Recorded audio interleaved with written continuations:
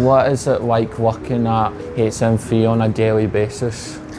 Well, I'm only part-time at the moment, but it's fun. I get to do stuff every day that I work there that I enjoy, like talking to people about music, seeing new music that's dropping, learning about new artists, stuff like that. There's a lot of things there that I enjoy, so yeah, it's fun. What inspired you to work for HMV? Well, I knew people that worked there to begin with, but I've always gone in since I was a kid. There's always been one in like the town that I live closest to because I moved about a bit. But there was one up where I was like, where I first stayed, and there was one down here, and I always remember going and enjoying it, buying records, CDs, other stuff, comic books, I guess, as well. Just like that's, yeah, I just always thought it would be a nice place to work.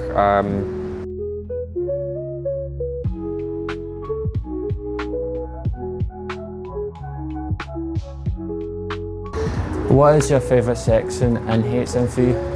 I definitely have to say records. Records and record players are definitely my favourite. So we call it audio there, but like for me it's the record section. I've always collected them. My dad got me into it when I was quite young. I've still got like his old beat up record player from the 80s. So that's probably my favourite section, is just I like being around them.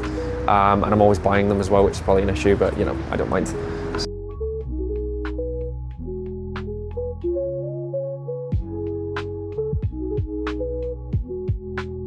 What is your favourite movie? I would have to go with the film Brazil. If you've never seen it, it's a very weird, out there 80s film with a bunch of the Monty Python cast in it, or they co-wrote it and other things like that, and they helped direct it and fund it. George Harrison was actually involved in the funding of it, but it's a really, really weird, out there film. It's kind of like 1984, but written by a bunch of comedians, so it's actually funny. But it's an amazing film. I definitely recommend it.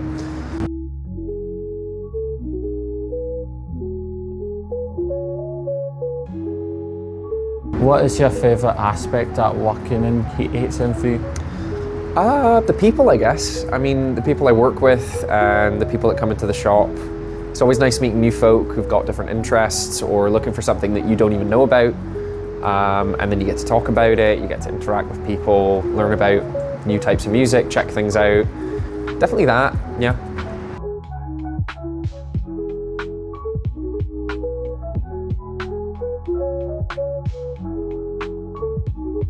What kind of age range do you get with customers? Well, I'd say before COVID, it was definitely a lot more kind of older people, because I didn't work there at the time, but before COVID, it was a lot more older people, or people kind of in their mid to late 20s, kind of that, buying DVDs, CDs, the people that grew up with it and were still using them. But people that were kind of in my age range, like 16 to 17 at the time of during COVID, nobody basically bought them. So after COVID happened, people wanted a lot more physical media. They wanted to own a lot more of the stuff that they were watching or listening to. So that ended up kind of like, resulting in a lot more people nowadays being like around about my age, or like 15, 16, in mid-teens, buying just hundreds and hundreds of records or CDs or DVDs, just because they want to actually own it. They don't want some streaming service to come by and kind of kick the mat out under their door and result in them not being able to watch something that they really, really enjoy. So I think that's something that we provide. So thankfully it's a lot more younger people, which is always a good thing. But it's a good mix of age ranges at the moment, I'd say. Like it's people of all ages come in, which is definitely a nice thing to see. So yeah.